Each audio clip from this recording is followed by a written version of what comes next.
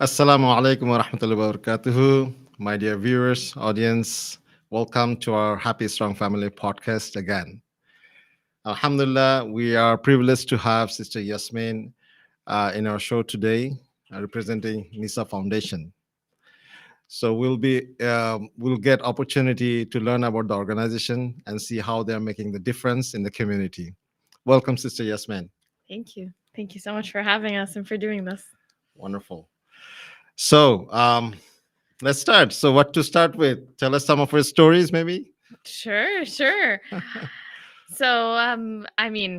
Maybe I'll explain Nisa Foundation first so people know where the stories are coming from a little bit. But basically, Nisa Foundation is a charity for Muslim women that supports them throughout their life. Our goal is to be able to support women essentially from cradle to grave, everything that a woman needs as she is going through life and she's experiencing, whether they're challenges or good days and good opportunities. We want to be there for our sisters, essentially. Kind of think of it like a big sister, someone to be there to support you throughout your life. Of course, right now we are more focused a little bit on supporting them during difficult times. So our services are the shelters that we have, or the transitional shelters where women can stay for about 3 months, and we help them get back on their feet, especially after experiencing abuse or homelessness, or coming to Canada as refugees, or any of those challenges. And then we also have the helpline, which is a free and confidential helpline for anyone to call in and get peer-to-peer support, but also get sessions with a registered therapist too, so they can get a bit of both. And then we're starting to try to get into a little bit more of the prevention work. So both of those, the helpline and the homes, they're very reactive, right? It's after problems happen or when a problem is happening, Right. we're coming in and helping, right? But what we're seeing obviously is the demand is so much higher than we can keep up with. There's absolutely no way, on the home side, we're getting about 8,000 calls. Like, there's no way we're going to have 8,000 beds available. So it's unfortunate. And this is across Canada. Alhamdulillah, we're literally from Halifax all the way to BC. And then on the helpline side, we're currently 12 hours a day, 7 days a week. We're getting so many calls outside of those hours that we just don't have the capacity to answer yet, inshallah. Working on that. So part of what we're trying to do is obviously increase capacity so we can meet the demand, but also what we want to eventually get to is reducing that capacity. We don't want to constantly be having to support them after the problems happened. Ideally, it would be great to try and intervene before the problems happened, or provide that education, that prevention, so that we reduce the demand.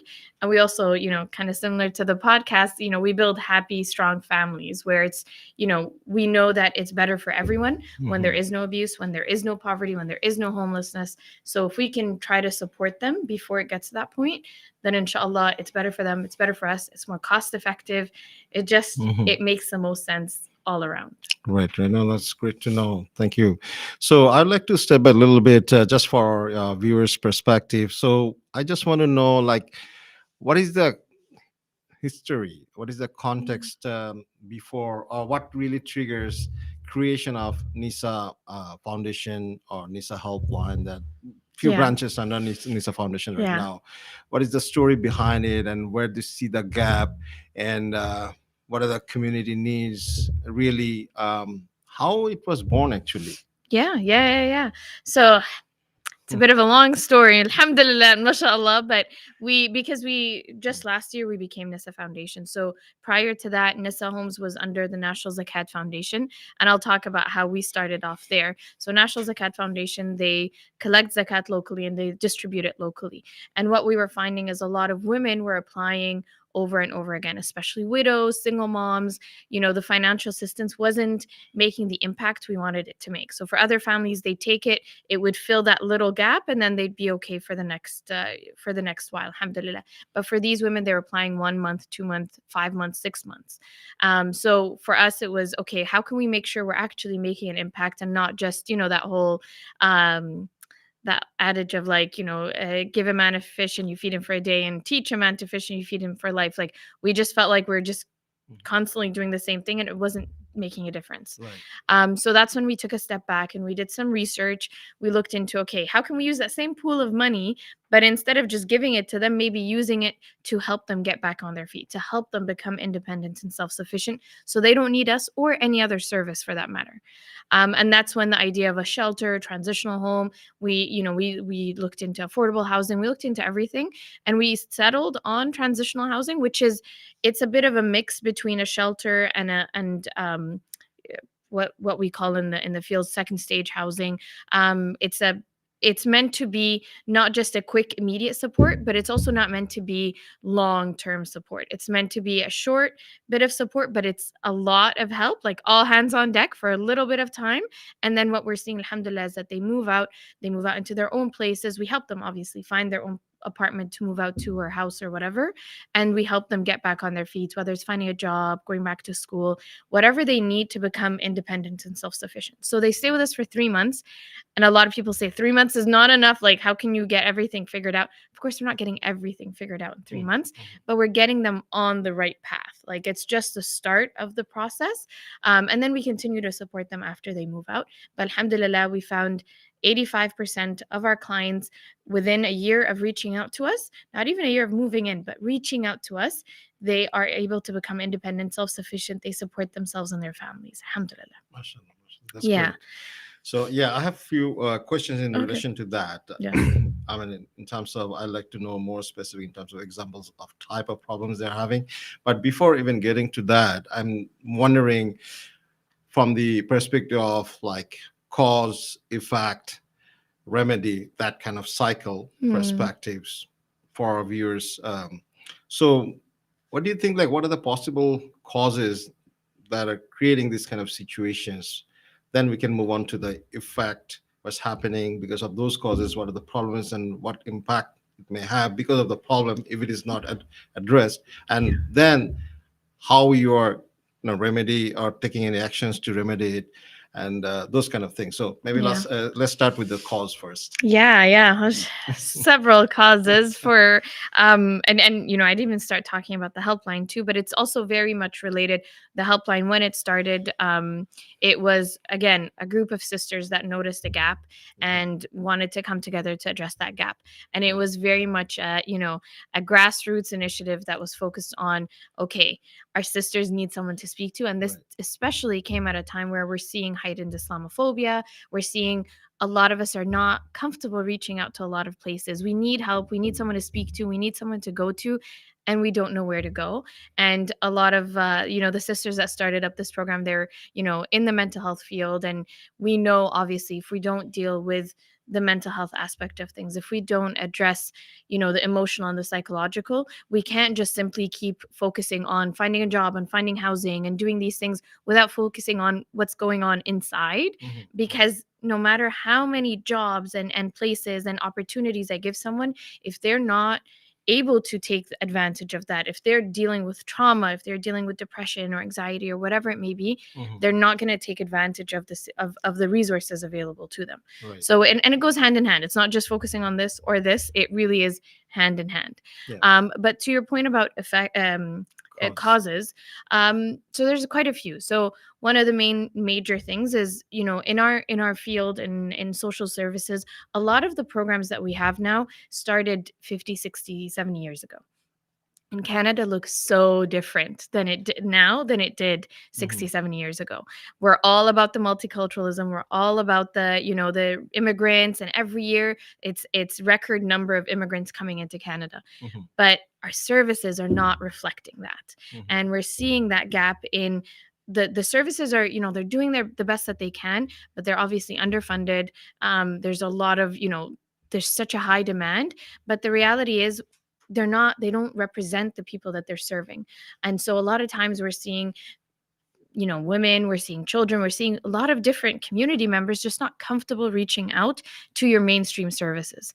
And so instead of going and seeking help, they stay in difficult situations, they stay in bad situations, they stay in unhealthy situations because they're scared to reach out. And we hear this all the time at Nisa Foundation. We've had women reach out to us, I was in this abusive relationship for 30, 40 years. I refused to leave because I was afraid that they would think that all Muslims are like this, or that they would, I'd feed into the stereotype, or they would, say something about, Muslim men, or, claim that Muslim men are inherently violent, things like that, that stop them from reaching out, or they just wouldn't understand me. They wouldn't understand why religion is important to me, why community is important to me, and I don't want to have to defend myself.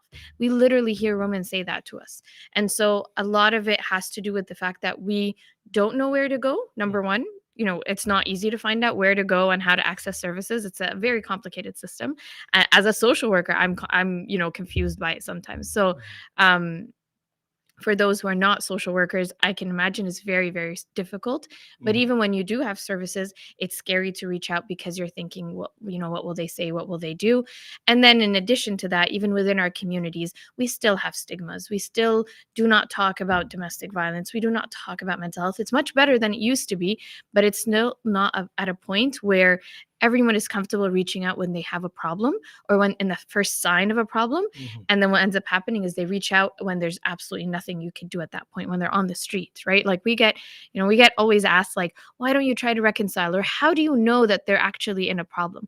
Our job is not to investigate. Our job is to provide safety. If someone is calling me on the side of a street, or in the car in the park, or sleeping at a mall or at a mosque, my job is to make sure that they're safe, right? And then we find out what we can do. But more often than not, if you're at that point, if you're at the very end, they come to us not at the first sign of a problem, they come to us at the last sign of the problem, when there's subhanAllah, it's very hard to rectify a situation like that. But that's again one of the causes. I'm going to list out a whole bunch. A third cause is obviously, why women reach out to us most of the time is domestic violence. So abuse happening in their home, whether it's from their partner, father, or a sibling, or in-laws. We get a lot of that, and obviously it's very hard for a lot of the women, because many of them are maybe newcomers to Canada. They don't have family, they don't have resources, they don't know where to go, as I mentioned earlier. But then in addition to that, it's very hard right now in the current economic situation that we're in as a country and as a world, to find a job. I think the average that they found, it takes 1 year to find a job. It takes 1 year to find a job. So even if you're trying to get your life back in order, it takes a lot of time. The cost of housing right now, like a bedroom, and I remember we did this podcast a couple of years ago, and I think at that point it was like $500. Now a bedroom, just a bedroom without your own washroom, without anything, is minimum $800. And that's already more than you get on welfare. That's welfare is about $600 to $700. So you're not even able to cover rent, let alone your food and your utilities and your transportation, everything else, and medicine, and any basic things. Like, let's be honest, it costs us to live and to do anything. And that's not even like factoring in maybe an emergency happening, maybe a problem happening, right? So you're seeing the domestic violence. You're also seeing the poverty and the homelessness. So we're getting a lot of women now reaching out to us because they're getting evicted. They're falling behind on their bills, and the credit is stacking up, and they're just struggling to make ends meet. And they don't know their rights. A lot of time, they don't know their rights as tenants, and that they can't just be kicked out. I want to raise the rent, or I want to do this, or I want to do that. They don't know their rights. And when you're in a vulnerable situation, also, you're not going to be like, no, what are you talking about? You're scared, right? Want to protect your family. You don't know what to do. You don't want to, they'll threaten you with things like, we're going to call the police, or I'm going to get you deported, or things like that. They know we know they can't do that, but they don't know that. So all of these are causes. So there's a lot. There's a mental health aspect too. We are in a mental health crisis. Like right now, all of these things are causing people extreme amounts of stress that are, if you do not deal with it, it can be debilitating. You can literally stop being able to function because of the stress of how am I supposed to deal with the cost of life? How am I supposed to deal with taking care of my kids, protecting my kids, not having resources and supports, maybe facing abuse at home, not knowing where to go. And then on top of it, Islamophobia is happening, the Mhm. global crises that are happening. All Mhm. of that is just weight on top of weight on top of weight, that for many people, it gets them to a point where they cannot function anymore. It's piling up. Exactly. Yeah. Exactly. No, that's great to explain. Thank you, Sister Yasmin. So, so I understand that I'm hearing that those relationship problems, I would say, not understanding and immigration and all this, they are piling up um, as a reason for this issue. So, I have questions around. Definitely, you are filling up those gaps in terms of remedying the problems. Mhm. But I also am interested to learn about is there any proactive approach you are taking to build awareness of the situation? Maybe our audience might be, benefited that they are aware of the current situation. What is the cause?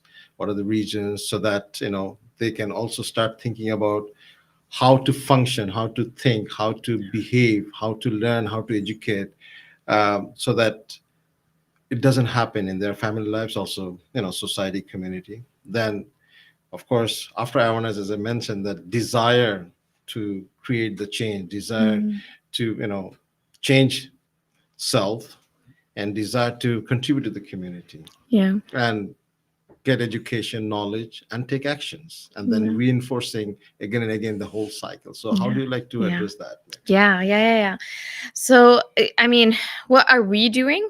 We are doing a lot of education now, and that's our whole Nisa learning program, inshallah. The goal with it, and we started it last year, is education and awareness, is how to equip our community with how to address it as a community, individually, in our families, in our homes, but also as a community and as a society, and even as a Canadian country at large. So some of the things we're doing is we're actually going into mosques and community organizations and talking about what is domestic violence, what Mm. does that look like, what do we mean when we say that, how do you spot the signs, and then what do you do when you spot the signs. So things as simple as, if you're seeing something happening with a friend or family member, a lot of times we assume domestic violence is physical, right? You see a bruise, you see something like that. More often than not, it's not physical actually, and you won't see those signs, but you'll see other signs. You'll see things like them, isolating, being isolated, sorry, not isolating, but being isolated from their friends and their family, maybe not being able to go to work or to go to school anymore, not having, the ability to make decisions or access resources or access their finances, being in, a constant state of fear, not, making any decisions without checking with their partner, things like that, which obviously individually they might not mean anything, but as a collective, as when you see all these signs start to show up, that's when you need to do something. And doing something doesn't mean, you're asking about mobilizing. It doesn't mean going into their house and being like, hey, you're an abuser, stop. Mhm. I would highly discourage from that. But it would mean talking about it, right? It would mean talking to that person, being like, hey, you know what, I just want to make sure that I'm here for you. I want to make sure that I'm if you need anything from me, just give me a call. I'm worried about you. I'm noticing these things. You know what, you might not feel comfortable talking to me right now, but whenever you are, I want you to know I'm here for you. And that makes such a huge difference for a lot of people, not just women, like anyone, being told that, I know you're going through something and I'm here for you. It makes a difference. And also being patient with that person.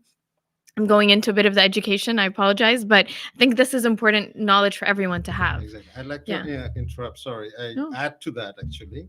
Maybe I see a synergy between this Nisa Foundation education process and Happy Strong Family definitely. workshop. We do Yeah. offer workshops on marriages, relationship Yeah. building, all this stuff, right? Yeah. It's Yeah. kind of proactive That's the prevention right there, prevention. right? Yeah. Actually, yeah, proactive.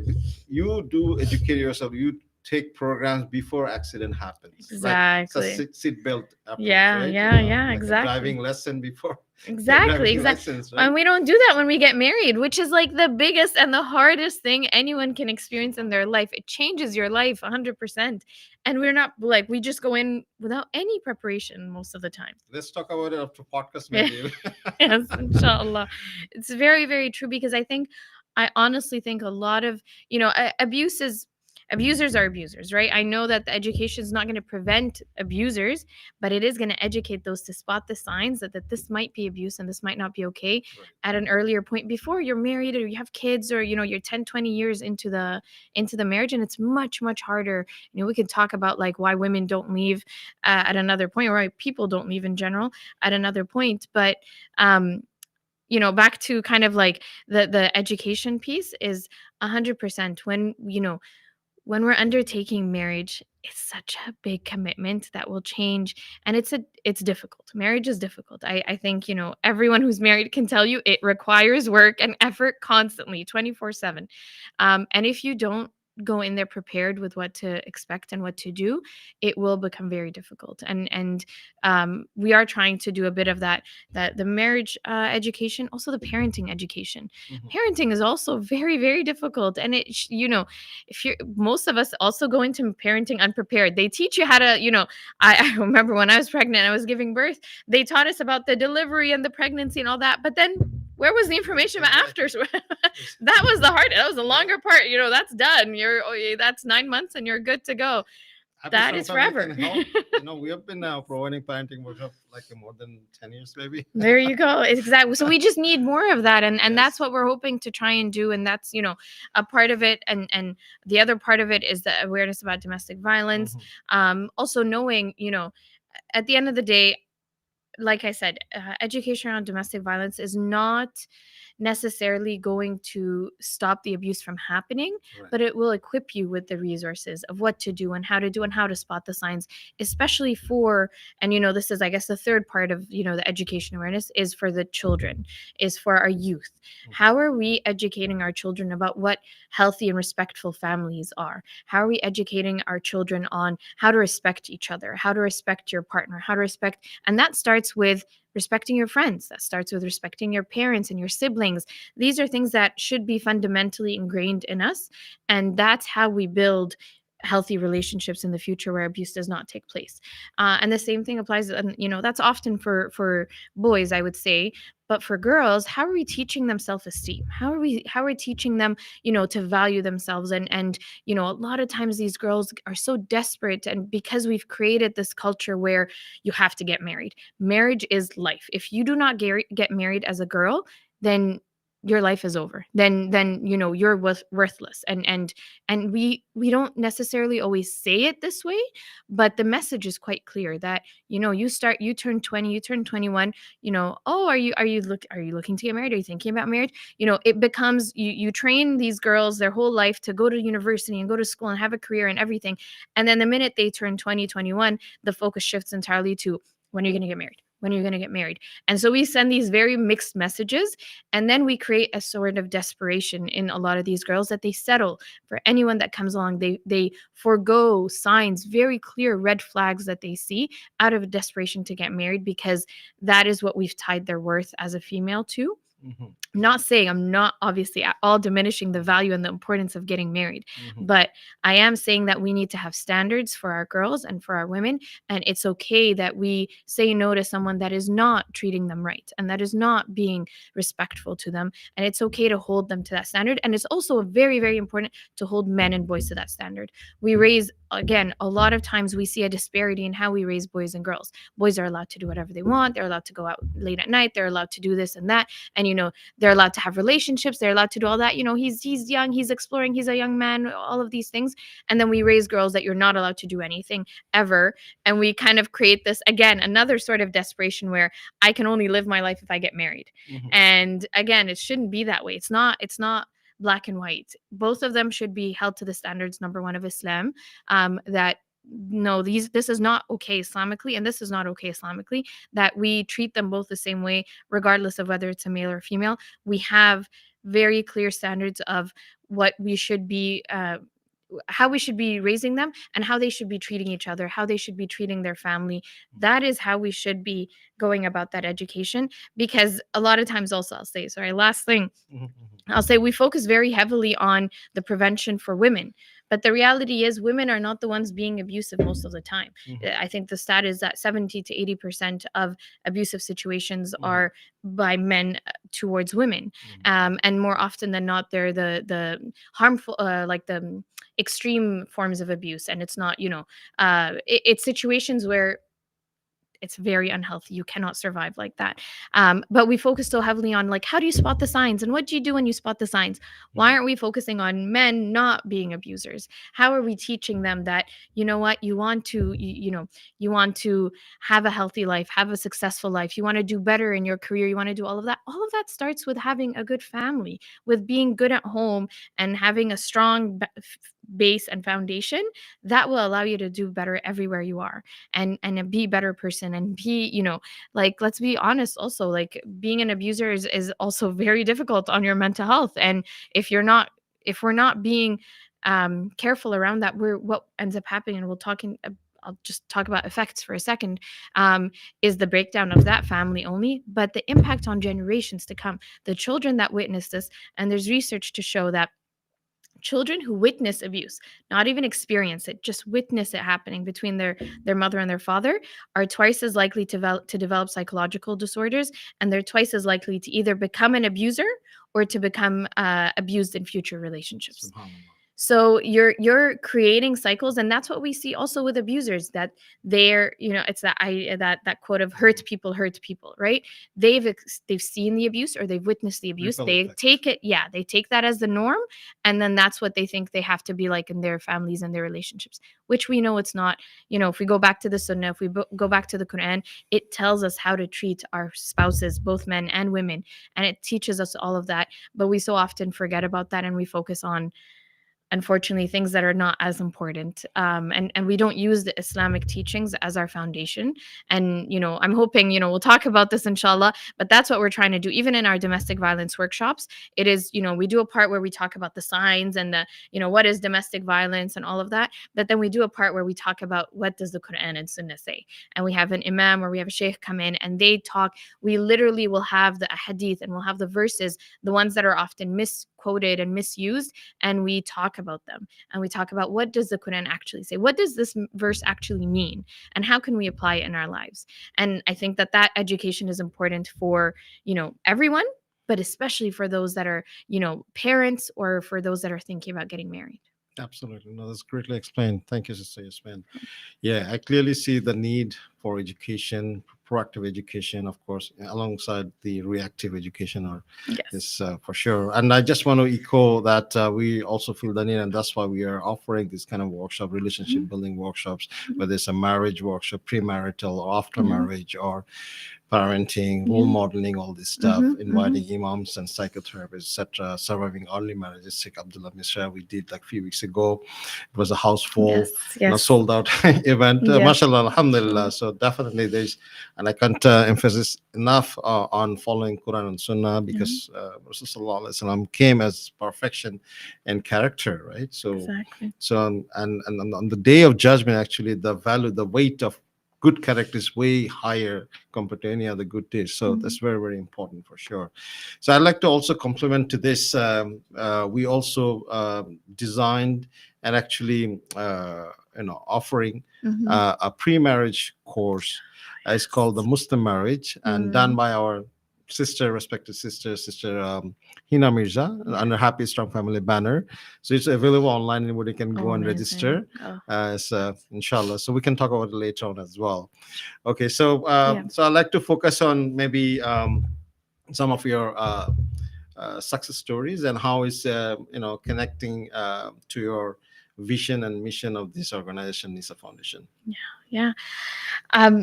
Can I say one last thing before I Yeah, talk sure. about Go that? ahead. Just It's around yeah. effects, because I think it's also important to understand that it's not just about, and this relates to a story. It's the ripple effect we talked about, right? It's about the children. It's about what they experience, and it's also about our community at large. Because what ends up happening is, a lot of these children, and I've seen them in the home. I've seen especially boys that come to us, and they come with their moms, and they tell us, "I don't want to be Muslim anymore. This is what Islam has done to my mom. This is what Islam has done to my family, or this is what the response of the community to my mom when she reached out for help was that, no, this is okay, or don't, be patient, or things like that. I don't want to be part of that. And we're losing children because of this. And I've seen it in the home. And we do our part, we do our best to kind of give them to give them obviously positive experiences of Islam and teach them what the actual Islam is. But when I say that, a lot of times when people hear us talking about Nisa, oh, it's only for women, it's only about women. No, it's actually not, because this impacts everyone. This is the foundation. Our homes are the foundation of our community. Our society is only built on the homes and then the people that are a part of it. And if those people are not doing well, if those people are struggling, then our community is struggling. So it impacts every single one. And we know, Ibn al-Qayyim has said that women are half the society and they give birth and raise the other half. So how are we not giving them the importance and the support and the respect that they need to be able to raise our generations, but also to be as half of our society? Like, they deserve as much support and as much resources and as much respect as anyone else does.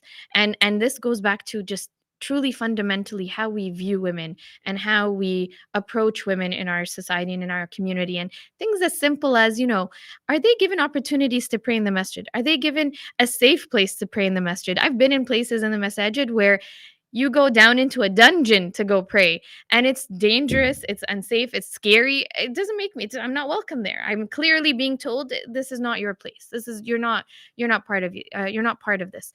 Or other other areas in our community where, how often are women included in decision making? How often? And again, we're half the society, and we keep talking about women as, being the mothers, and we elevate the rank of mothers so much because that as part of our teachings of Islam. But then how are we in practice implementing this? How are we making sure that they understand that they are part of our community, they are respected, they are welcome, they are, a fundamental part of that, more so than just being moms at home? And again, it feeds back into that idea that I mentioned earlier, where we tie everything into marriage and having children. Number one, sometimes people can't. That does not make you invaluable. That does not make you, worthless. You're still just as much part of our community and part of our society, whether you're married or whether you have children.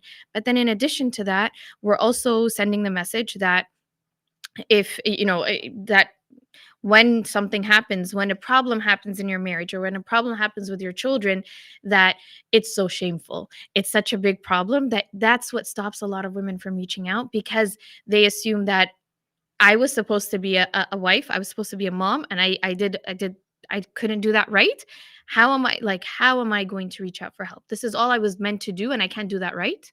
So we're sending those messages, and we're making it very challenging for a lot of women to feel like they're valued and respected in our community, even though we know that they are. And we know that this is the rank that Allah subhanahu wa ta'ala has given them, the Prophet sallallahu alaihi wasallam has given them. But how much of that are we actually putting into practice?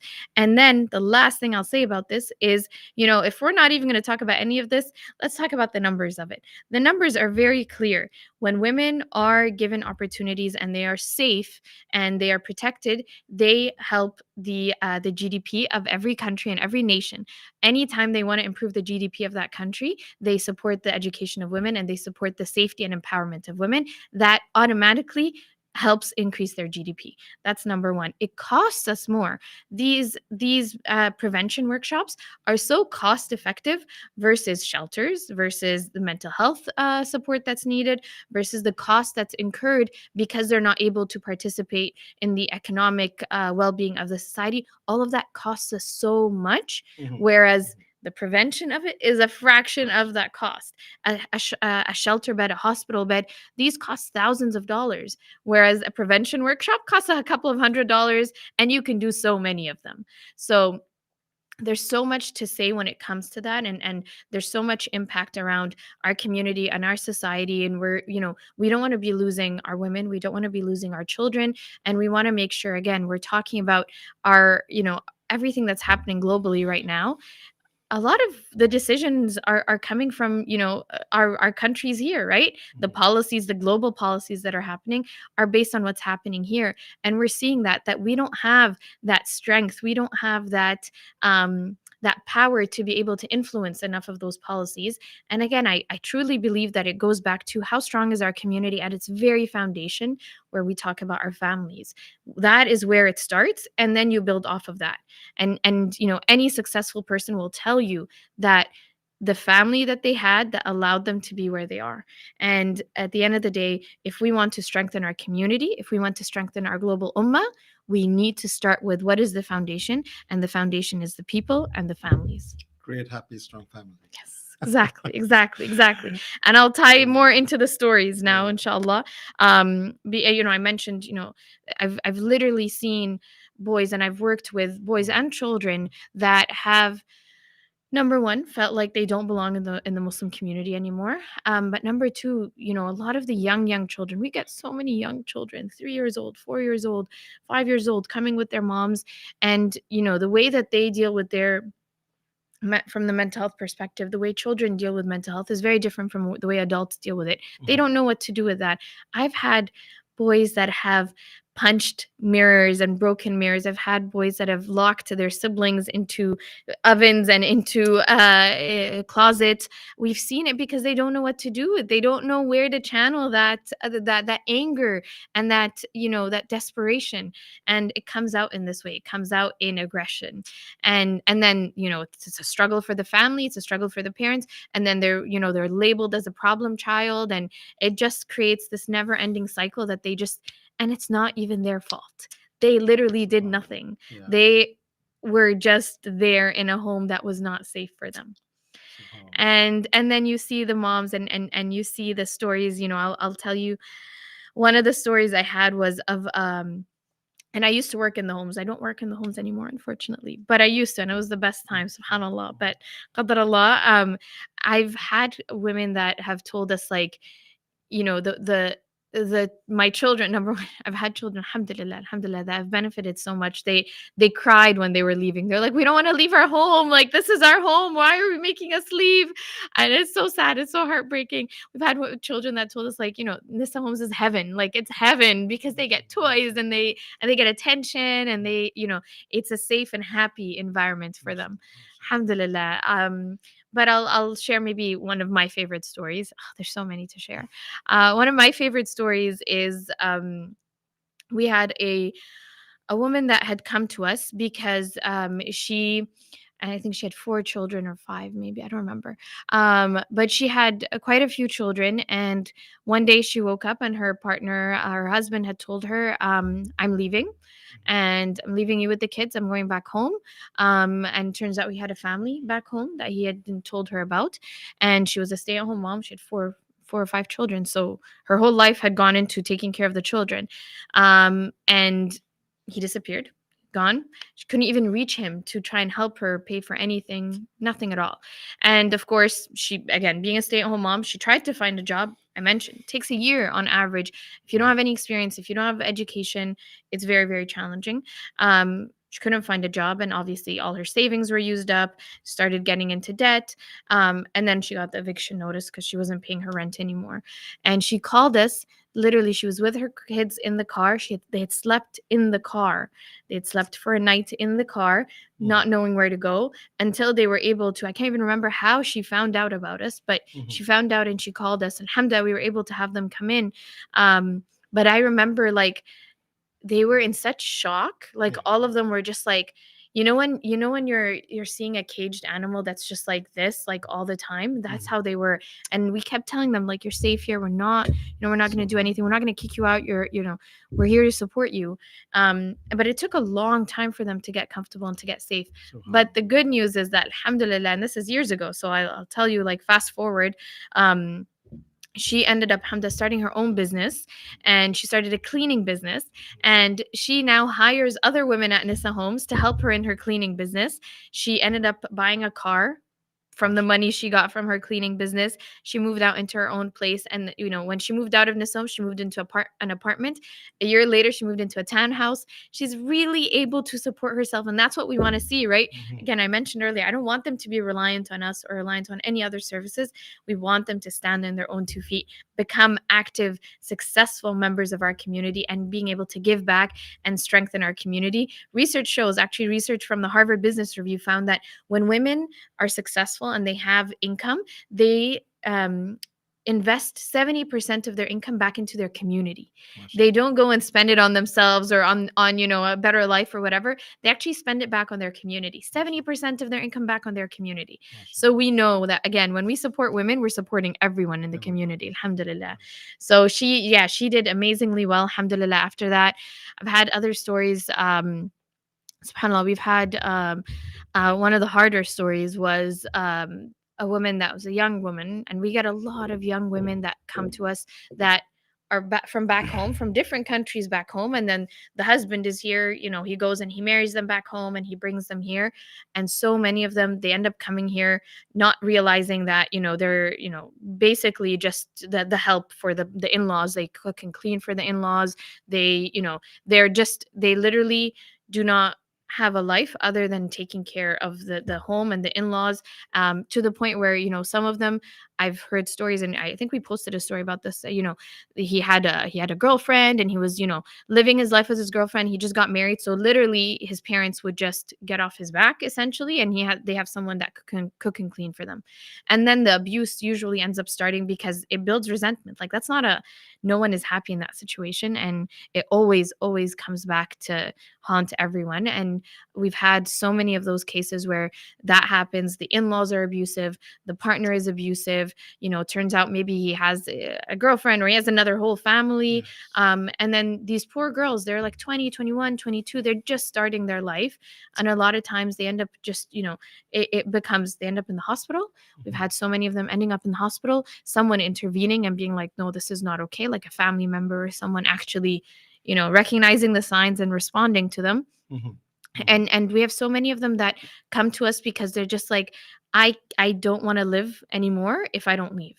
And it gets to that point because it's not a life. That's not a life. But alhamdulillah, so many of them, they come, and when you're 20, you're 21, alhamdulillah, you have the energy, inshallah, to be able to restart your life. And they go back to school. So many of them, they'll tell us like, I've decided to go into social work because I want to help people just like you helped me, alhamdulillah. So so many of them, again, like I said, they give back. They want to help their communities. They want to help others that are going through difficult time. Wonderful. Excellent. So before I get to the next question, I think there are some questions coming from the audience, right? Yeah, there's some questions coming from the audience. I have a few questions also. So inshallah, we have before I do that, I just want to share some contact information. So we've been sharing it on the screen. There's also the website you can go to, nisafoundation.ca. All the information about the programs and the great work they do is there. The Instagram handle is nisa.foundation. You can stay up to date with all that's happening at Nisa, and you can donate to them also from the donate link. And we've also been displaying a QR code on the screen that you could also click. There's also a link in the description, inshallah, to support the great work they do. So one of the questions, inshallah, I have is sort of when you ask people to donate to sort of these type of causes, often you'll hear a response, but why? Like, the government is there. I'm already paying so much taxes. So can you help put it into perspective? Like, why do we still need to do it, even if someone is paying taxes towards the government for some of these services? And the second part of that question, why is it important that it's faith-based? Like, why does there need to be something for Muslim women and children? Yes. Oh, my favorite question. So I mentioned earlier welfare. I know we talk about, like, there's so many government services. Let's break down what the government services are. You have welfare, which is about $600 to $700 a month. I would love for someone to come and tell me that they can survive off of $600, $700 a month. It is virtually impossible. Anything, like, even at this point, I think there was an ad on Kijiji or on Facebook Marketplace for a bed. It was a room, and they had 2 bunk beds, and they were renting out each of those beds for $400 a bed. for $400. And obviously this is not a safe place for a woman or children. Like, can you imagine? Like, of course not. So that's number one, is that there simply is not enough financial assistance to help anyone get back on their feet. And then number two is when we talk about actual services available. Shelters, there's researched every year they do a study. They found that on any given day, there's 6,000, or on average, 6,000 women and children that are in shelters because home is not safe. But there's an additional 1,000 that are turned away because home is not safe. There's an additional 1,000 that are turned away because there's no space. So we have a very, very much underfunded and under-resourced system when we come to talk about shelters. There's just simply not enough beds. We see this. We have a wait list of more than 400 women and children every single month. So there's a desperation and there's nowhere to go. There's not enough beds and there's not enough safe beds. Those are just the women's shelters. The homeless shelters are 99% men. Again, we're talking about women that are fleeing abuse. It's even more dangerous for them to be in these homeless shelters. So many assaults happen, so much more abuse happens. I had one time a worker from a shelter, a homeless shelter, call us and beg us to take the woman. There was a Muslim woman that was there. She was a 70-year-old Muslim woman on her own, just arrived to Canada at this Muslim shelter. They were throwing garbage at her. They were yelling at her. She doesn't speak English, yelling at her, swearing at her. No one spoke her language. They didn't offer her halal meat, nothing at all. And he was begging me. He was a Muslim guy working at the shelter, begging me, please take her. I'm scared to leave her here at night of what could happen to her. So these places are not safe. So there's not enough funding. There's not enough beds available. Just last week, or in Ramadan, first week of Ramadan, we heard from someone that a woman that was 5 months pregnant slept outside a shelter because there was no space in the shelter. A Muslim woman that was 5 months pregnant slept outside the shelter overnight because there was no space in the shelter. So yes, we are paying our taxes. Unfortunately, the services are still underfunded, and hopefully you can join us in our advocacy efforts to demand more funding and demand more resources, because again, we know these people, if they're not supported effectively, as a community, and this can happen to anyone. I want to emphasize this one last point. This can literally happen to everyone. We have had people come to our homes that have PhDs, that have masters, that have jobs. I had a client one time who was working with women fleeing abuse, and she herself was in an abusive situation, and she had to come to Nisa Homes. So it can happen to literally every single one of us. Our kids go to Islamic schools. We last year had a mom from my kids' Islamic school who was killed by her husband. It can happen to anyone. And anyone can be in a situation where, subhanAllah, things do not work out. And Allah subhanahu wa ta'ala, this is it can be his test, but things fall apart. You're living a great life, and you're one accident away from things falling apart, and you need a service like this. And the reality is, we need to demand more services. We need to advocate for them. We need to advocate for more beds, more shelter space, more resources. And this leads into the next question, which is culturally and religiously responsive services. A lot of these services, like I said, do not represent us. There's so much Islamophobia. One of the things that we're doing as Nisa Learning is going out into shelter service providers, whether it's shelters or settlement services or whatever, and teaching them how to work with Muslim women, how to work with Muslim communities, because we have still seen clients come to us and women come to us and tell us, I went and I reached out for help, and they told me, why are you complaining? Doesn't your religion say that men can hit their wives? Or, the problem is your hijab, take that off. Or the problem is your community. Or, why are you like taking more of our resources? You're the one that chose to come to Canada.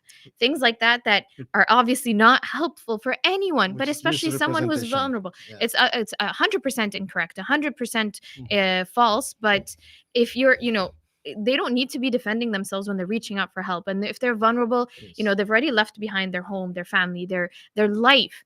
And now you're asking them to also leave behind their faith or their community, things that for us as Muslims or as, immigrants to this country, and, whether you're first generation or second generation, for us, community is very important. It's just the community's well-being is as important to us as our own well-being. And so it is very important that our services are not a one-size-fits-all model.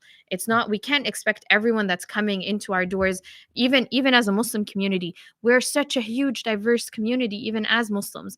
We can't expect that everyone's coming into to get our services is going to speak the same language, and the same service is going to work the same way. It's just a one size fits all. It doesn't work that way. We're different people, we have different backgrounds, we have different experiences. And yes, I'm not saying that every single person can have their own unique shelter, but we can have shelters that are catered towards demographics that we know have similar backgrounds and similar experiences. We know, when there's research to show, when you use Islamic teachings as part of the healing journey and the mental health support, it leads to better outcomes specifically for Muslims. Muslims do better when you use Islamic teachings as part of their healing and as part of their mental health journey. And so our goal is to make sure that at the end of the day, we are supporting them in the way that works for them, and not just, this is our service, you like it, you don't. No, we're here to serve you. So let us do it the right way. Let us make sure we're actually serving them in the way that works for them, because that is what leads to better outcomes long term. It doesn't make sense that I have people coming in, I've had multiple times where women go to shelters, no one speaks their language. How are you supposed to help them if you don't speak their language? How are you supposed to get them any services or any resources? And then how are you supposed to help them if they're experiencing, they're scared to ask you for a place to pray, or they're scared to ask for halal meals or halal food? How is that helping them? You're putting them in a situation where they're even more vulnerable. And, just last thing I'll end off with, I don't think that this is a Muslim thing. We have indigenous shelters that, again, they cater to the needs of indigenous communities. They understand what indigenous communities need, and they have their services designed in a way that works for that community effectively and positively. And the same way with us, and we've seen other places that have South Asian shelters, we've seen Jewish shelters, we've seen all different types of Christian shelters. It's not a new concept, it's not unheard of. And we're just doing it because we are, obviously, first and foremost, we're Muslim. We want to make sure we're supporting our community. We, alhamdulillah, we've been given the resources and the ability to do that. We want to make sure that we're able to help more, and we're able to support more, and do it in a way that works for them. Great. Yeah, Kashif bhai. Yeah, Jazakallah khair. So next question I sort of have is, related on the theme of donating. And so yeah, these views are mine only, so I don't want to get Happy Strong Family or in the masjid in trouble for that. But Canada's biggest Islamic charities are all doing international relief work. In my opinion, they have $1 million budgets for marketing, and they're competing against each other to drive those donations to them. But that's a different podcast for a different day. They're building a lot of awareness for humanitarian causes that are happening overseas. In my opinion, maybe they're even taking advantage and exploiting it sometimes to get those donations to them. But that's me. That's I just want to call that my opinion. But essentially, what it does to us as an individual is a lot of people in their heads struggle a lot. Like, how can I justify donating to Nisa when there's so much of a need overseas? There's so much, like, our hearts, like right now, what's happening all over the world. Like, obviously, as Muslims, we can't turn away from that. So I've heard a lot of people struggle with this, and it is I can understand that. For me, it's not so much about prioritizing like where to give and who to give, but diversifying, right? It's like an investment portfolio. You want to diversify your investments. You want to diversify your sadaqah also, right? You never know what people will do good. And I truly believe that, locally, if you empower people, I have no doubt that the change makers of the future, there's going to be some of them that are coming out of Nisa Homes, that are coming out of the Nisa Helplines. We're empowering them, and they're going to have an impact on the global scale. I'll probably get in trouble for quoting Martin Luther King, but a threat to an injustice anywhere is a threat to justice everywhere, right? So by taking care of the injustice here, I firmly believe we're taking care of injustices around the world by empowering our people. But you probably get this question a lot. So how do you respond to someone that says, like, how can I donate here locally when we have so much here in Canada, when this is happening overseas and there's such devastation there? Yeah. Oh, you're asking all my favorite questions. I think there's a few things to keep in mind and a few things to consider. Number one is, we're not saying it's here or there. We're saying it's here and there. We're not saying that you only support locally or you only support internationally. our part and our job is to support everywhere, everyone as much as we can. At the end of the day, alhamdulillah, I was, in a talk with Sister Razia Hamidi, and she was talking about how there's this concept of donor fatigue. That should not exist in the Muslim community. That is not a Muslim concept, because we know inherently that Allah subhanahu wa ta'ala has told us our risk is written, and that when we give, we get more. And that Allah subhanahu wa ta'ala has told us that at the end of the day, spend and I will spend on you. So we know that the more we give, the more we do better, the more our community does better. That we should not be thinking of it as I have a finite pool and I can only give this much. Give, and Allah subhanahu wa ta'ala will help and will return it many, many folds in this life and in the next, inshallah. So it's understanding that it's not here or there. It's not I can only give to one place. You can also give to multiple places here and multiple places there. You can give as much as you possibly want to, and you should. And that's part of what our religion teaches us. Is giving is such an inherent. Zakat is one of the pillars of Islam. It does not get clearer than that. But then the other part is, again, if we're talking about Islamically, we know that Islamically the sunnah is to give locally. That when Mu'adh ibn Jabal was sent to Yemen to collect their zakat, or to teach them about Islam, part of that was obviously about zakat. He was told, um, take from their rich for their poor. It wasn't, give us, collect the money and send it back because we need it more here. And we know at that time in Medina, and there was poverty. There were people that were homeless that were living in the masjid of the Prophet sallallahu alaihi wasallam, Ahl Sufa. We know that there was poverty, that there was a need. If you're going to say that there's a need, wouldn't you kind of think that the biggest need is to help the people next to the Prophet sallallahu alaihi wasallam? But he was saying, no, actually you should be helping locally first. And when that happened, the rest of a lot of times we focus on that part, but the rest of it is that they ended up sending money to Medina the next year, and they were told, why are you sending money? We told you to use the money from your rich for your poor. They were like, there are no poor left. We've used, alhamdulillah, all the money. There's no one that needs it. And they're like, okay, fine, alhamdulillah, that's great. That means that you're helping locally and you're helping abroad. The next year after that, they sent even more money back. And then the same response, why are you sending more money back? There's even less people that need it now. And that's the transformational power of zakat. I love to talk about this, because that is what we can do with a little bit of money locally. Then, we're using then the resources, and we're leveraging so much more that we're reducing poverty. And not only does that mean more people are able to pay zakat, that means that more zakat is being paid. And that means we're helping locally and we're helping overseas, we're helping abroad, we're helping everywhere. And I think that that's the significance of right now, is that when you help someone here, you are able to get them out of poverty. You're able to then that dollar, instead of being spent on them, you can spend it overseas. And now they also, instead of them being needing of money, they are now spending their money overseas and locally. They're able to help more people. So we're generating more wealth as a community. We're generating more independence, and we're generating more resources that can help us then help everyone in need here and help everyone in need globally, inshallah. And then in addition to that, I do also want to say that when like you said, at the end of the day, I do believe, again, a lot of the change and a lot of the policies, the global policies that are taking place, come out of here.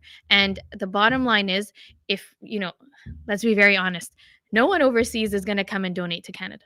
No one is going to come and help the people that we have here. Just like, if someone were to come and tell me, oh, help our sister in the US, I'm like, but there are people in the US that can help her. Like, I need to help people here in Canada or somewhere else, right?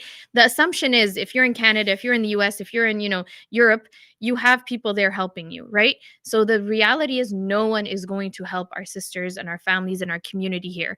We have to do that. It is our responsibility to help those that are here, so that they can then help more people and they can help everyone.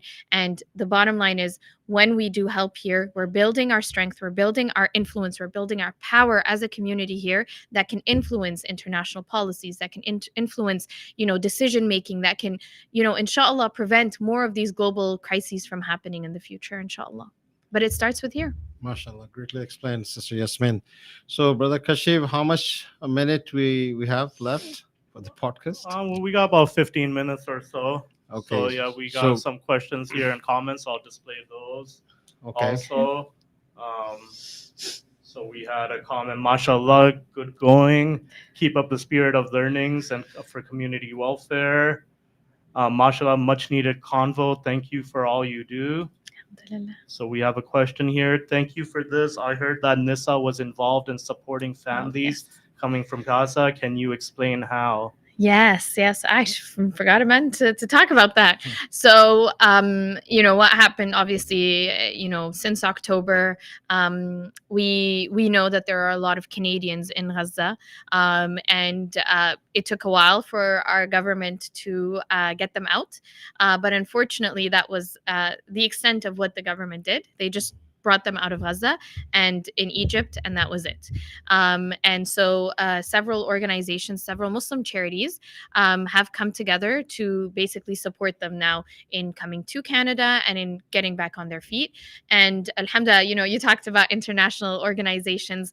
The reality is most of our Muslim organizations are relief organizations, or the bigger ones are relief organizations. So they're not very familiar with the system locally here. So that's kind of where we stepped in, because this is our bread and butter. This is what we know how to do. We know how to get people from struggling or from not knowing what to do or where to go to becoming independent and self-sufficient. So we know the system. Alhamdulillah, we have a proven track record of knowing how to support people and getting back on their feet. So we stepped in and we said, okay, we'll take care of everything locally here. Once they're here, we'll be able to help them with finding jobs, finding a place, getting back into school, their paperwork, the OHIP, the whatever it may be that they need, the lawyers, the immigration, everything. Alhamdulillah, this is what we know how to do. This is what we can do to help. What we aren't able to do is anything globally, so bringing them in. So that's where the other organizations have stepped in. They are bringing them from Egypt to Canada. They're helping with obviously the funding. It's a very, very costly program, because part of the agreement with the government was that we would be supporting them for 6 months. And to support someone for 6 months, and we're talking about hundreds so far, alhamdulillah, we've supported over 350 individuals arriving. Many of them are families, obviously. 350, and then we anticipate, and every day they're increasing. Every day we're getting news of more coming in, alhamdulillah, that we're able to support in this way. But it's a very costly program, getting them in hotels for a couple of weeks until we find a place. Helping them find jobs takes a while. So helping them with the rent, helping them with they're coming obviously with nothing. They're coming with absolutely nothing. Everything they have was destroyed. So getting them clothes, getting them their basic necessities, everything that they need. A lot of them have children, and getting their kids in school, getting them the stuff that they need for school. So all of it is very costly. Getting furniture for their homes, it's a very costly program, but it's our responsibility. Again, this is something that's impacting every single one of us on such a deep level, and we know that it has a ripple effect way beyond what we can see and what we know right now. But essentially, it's the program is ongoing right now, and we do need support. We do need donations for that program, because it's quite expensive. It's the minimum that we're anticipating is going to cost us for 6 months is $2 million. That's the bare minimum, and we're not even scratching the surface of beyond the bare necessities, like literally rent and food and clothing. So beyond that is where we're using resources. Alhamdulillah, we have a great community of volunteers that have been helping collect donations and give donations and all of that stuff. So if you are able to donate financially, is obviously the top priority. But also, if you have employment opportunities, that's a big thing. We're obviously, it's a bit of a double-edged sword, because we want them to get their independence and stand on their own 2 feet, but we also recognize they've been through so much trauma. We don't want them to be like, okay, come and start work the next day. But also at the same time, they don't want to just sit around idly. SubhanAllah, one of the clients I work with, and it reminded me of the story of one of the Sahaba, that the Muhajirun that came to Medina. And the first thing he told them, he's like, show me the market, right? Take me to the market. When I went to the hotel to welcome one of the very first families that we had come in and see, what can I do and how can I help? The first thing he was telling me is, okay, can you help me find a job? I was like, I mean, definitely I can help you find a job, but like, just, you're still in the hotel. Like, you still need to just, take a minute. He's like, but I don't want to be relying on services. I had my business, I had my life, I had a home, I had everything. I'm not going to rely on people now. I want to be self-sufficient. So these people are ready to work, and they want to work, and they need opportunities for employment. So if people do know of places that are willing to hire, or you're able to hire, please reach out to us. Alhamdulillah, most of them are in places, so we don't need need many rentals, but let us know if you do have any places for rent also. And then obviously please do donate to help us make sure that we're giving them a fighting chance. I think that's what I like to say a lot of times when people ask us about any of our services. The goal here is to give them as much support so they have a fighting chance at becoming independent and self-sufficient, standing on their own 2 feet, and then helping themselves, but also helping the community. I'll say one last story. We were having our Ramadan iftars, obviously our fundraising iftars, and we've had, alhamdulillah, many across the country. One of them where we had the iftar. At the end of the iftar, we're saying salam to everyone, and everyone's coming and going and all of that. We had a woman come up to us and tell us, I just wanted to let you know that I was a client of Nisa Foundation and I came here today to donate. So subhanallah, and you don't donate if you don't have the money. And she was paying her zakat. You don't donate zakat, you don't pay your zakat if you don't have money and you don't have the ability to, right? So for her to go from needing our services to being able to help others is the transformation that we want to see, inshallah. That's great. Excellent. Inshallah, jazakallah khair. So we had another question here that was asking, how do you support women or children that have special needs or health concerns in the homes? Yeah, this has been an ongoing process of ours. I think you had Smile on here before, so we actually are working with Smile on making our homes more accessible. We do get a lot of children that come, on the autism spectrum or just needing any other kind of mental health supports or other types of supports. So we actually work very closely with Smile to provide these services whenever we have a client who is in need of them. We've also, alhamdulillah, expanded one of our locations. Most of our locations are rentals, so we're not really able to renovate or make them accessible, but we are working now on purchasing these properties through grants from the government. So we did receive a grant that allowed us to purchase our home in Mississauga, alhamdulillah, and we made it accessible. We made it physically accessible. So the main floor has everything that's needed for any client. So the office, the kitchen, the living room, we have a bedroom there and a washroom, and everything that's needed is on the main floor. And we made it physically accessible through the renovations that we did. We already have someone in there that's actually, we didn't even talk about seniors. She's a senior that is not able to take the stairs. And alhamdulillah, we were still able to help her. So we're working on that. It's a work in progress. It's something that we're trying to do in all of our other locations. We also purchased a location in Calgary. Also, we did the same thing. We renovated it so it's physically accessible, and we're making sure that we have resources and services in place that if someone comes, because it's not just about making it physically accessible, it's the other services too, right? What if we have someone that's hard of hearing or blind or anything? What are we doing to make sure that and we know actually research shows that they are the most vulnerable and the more likely to get abused or experience abuse or assaults when you have a disability. So what are we doing to make sure that they are still supported and they can access our services? So we're working on it. It's not 100% yet. Inshallah, it's something that we will continue to improve on as we get more support and as we get more resources. Inshallah, that's great. Jazakallah khair. So one more question. So I'll ask a question here is, so obviously Nisa means woman. It's for Muslim women and children, and as mashallah is, like many of the charities and the local organizations providing social services is run by females almost entirely. So as a father with 2 boys, like if I'm looking for opportunities to get involved in, I might overlook it thinking, there's not a place for men here. Yeah. But would that conclusion be right? And how can men get involved? Yeah. Oh, alhamdulillah. We are mostly women, but we do have men still working with us, alhamdulillah. And we did start a program just a couple of months ago called Raising Rijal.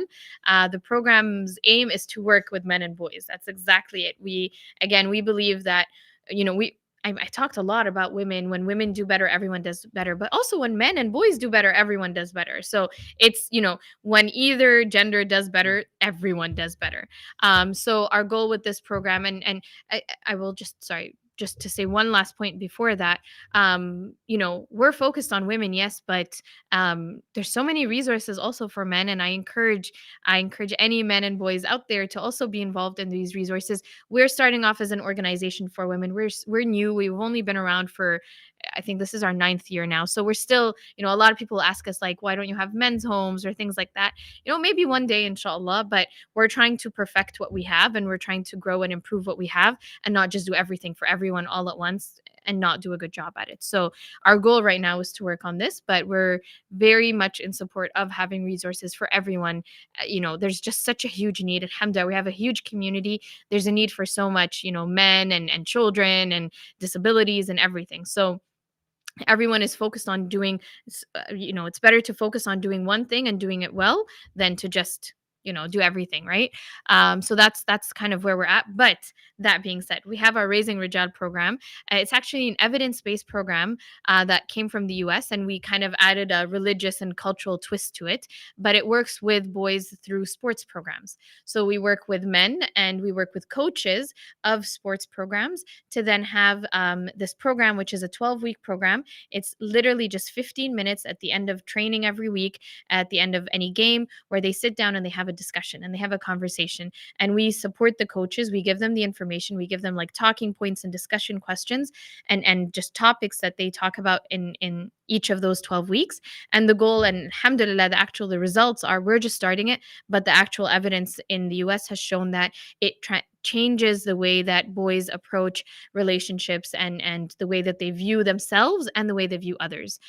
So it's all about just having conversations with someone that you trust. And that's why we're doing it through coaches, and it's not just Yasmine or whoever going in and being like, let me teach you these things. It's actually a conversation with someone they trust about topics that are uncomfortable to talk about or unsafe to talk about, and actually like addressing it head on. Because one of the biggest issues we're having right now in the age of social media is that we're not having important discussions face to face in educated environments. We're having them online with people that we don't know whether they're educated, what their background is, who they are. For all it could be a random person that's not even who they say they are. But we're relying on the internet and on social media to answer questions and to address issues, especially as youth, that they might have. That again, you need to ask those of an educated person. You need to have them in educated and safe environments where you're getting the right answer. You're not just getting an answer. And we see that especially with boys and men.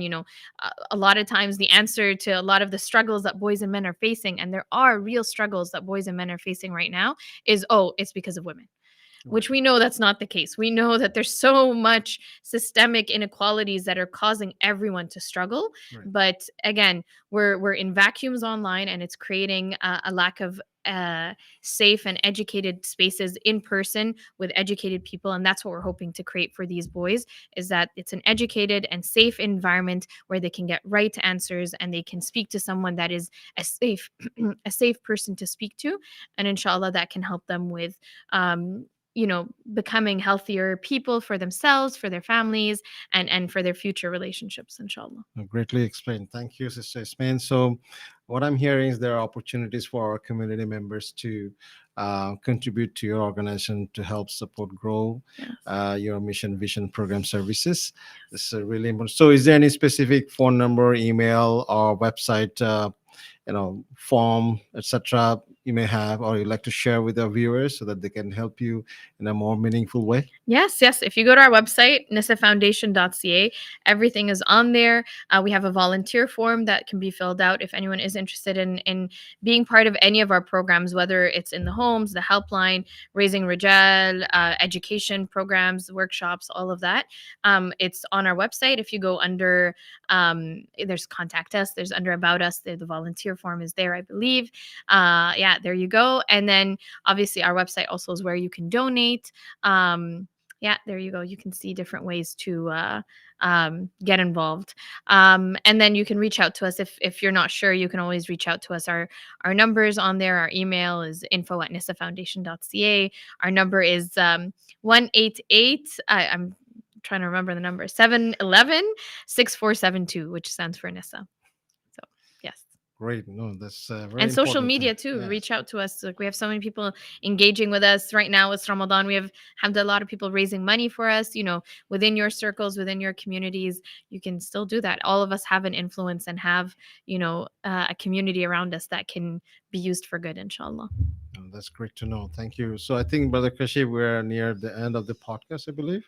Yep. Or Yeah, yes. so I'm just going to wrap So it up with one final question. So we're focusing this Ramadan series on local charities, and we're calling it community heroes because these are really the folks that on behalf of the entire ummah are stepping up and taking care of our collective responsibility of uplifting those in need.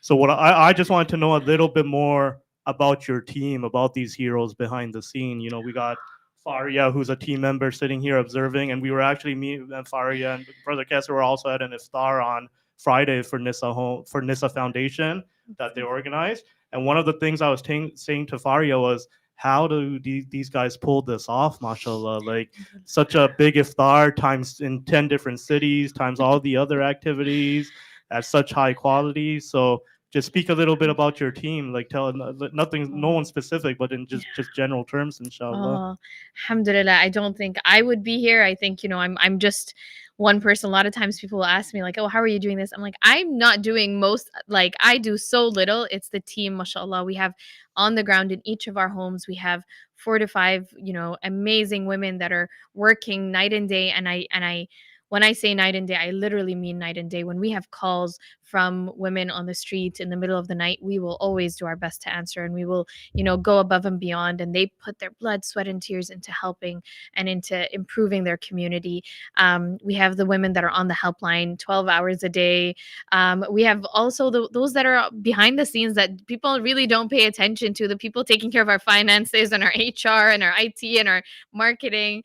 Those people get very, very little of the limelight, I will say, or even the appreciation. But literally, it is not possible for any of us to do this work. There's that saying, if you want to go far, if you want to go fast, if you want to go fast, go alone. If you want to go far, go together. And I see that, alhamdulillah, every time we've grown as a team, alhamdulillah, we're 90 people now. Our team is 90 people, mashallah, mashallah. And every single one of them is necessary in the process of Nisa Foundation and in the ability for us to provide these services and to keep growing. And every single person that we add onto the team, it helps us go that next step further and help more people and do more, inshallah. We continue to hope to grow, but I guess, like, honestly, I do ask everyone to keep them in your du'as and to remember them in your du'as, especially in Ramadan, because it is not easy. For a lot of other organizations, Ramadan is just about fundraising and ibadah. For our team, they're fundraising, they're doing their ibadah, and they're also still working and providing those services in the homes, on the helplines, night and day. It is very difficult. It is a lot of work, and unfortunately, Ramadan is one of our busiest months in terms of our actual services. We get the highest number of calls in Ramadan. We get the most devastating and honestly gut-wrenching calls in Ramadan of, like, severe abuse and severe problems. And subhanallah, when it comes in Ramadan, it feels and it hits different. And these women do not give up, and they're still going strong. They work all day and they fundraise all night, mashallah. And because they believe in it and because they know that it's needed. We have so many of our team members that they themselves are survivors. They themselves have experienced abuse. They themselves have gone through the cycle, and they've come out, and now they want to help others, alhamdulillah. And they live by it, of, like, just the idea of supporting and empowering. And it means so much more for us as a community, because then we know we're all doing better, alhamdulillah. So please do can remember them in your du'as, just as much as you're remembering us in your donations. Remember us in your du'as too, inshallah. it's great. So I think it's a great session. A lot of learning from your podcast show, mashallah. So for viewers, I'd like to encourage you to get in touch with Nisa Foundation, look at their website, social media, and get more involved. And with this, like, given this criticality and gravity of the situation, really, it is us, Ummah, each and every individual should be proactive, to take actions, to learn, educate, and take actions to bring this change to bring this transformation, become a change agent. Um, in the famous saying, our what I experience is like, if we say in a congregation, who wants the change? Everybody raise hands. Who wants to work for the change? You see a few people. So that's why I like to really encourage to our audience, our viewers, please become a change agent. Help organization like Nisa Foundation, Happy Strong Family, and all other organizations that who are working for the community, for the humanity. Please help them, educate yourself, and become an agent. Support with your knowledge, skills, money, and every aspects of your life. Inshallah, together we will bring this change, become a successful, thriving community, helping the humanity, inshallah, and creating this greater, happy, strong family together. Stay tuned, follow us, like us in our social media, and follow, subscribe our YouTube channel, inshallah, and we'll see you soon again. Jazakumullah khairan. Assalamu alaikum wa rahmatullahi wa barakatuh. Walaikum Thank you. assalam.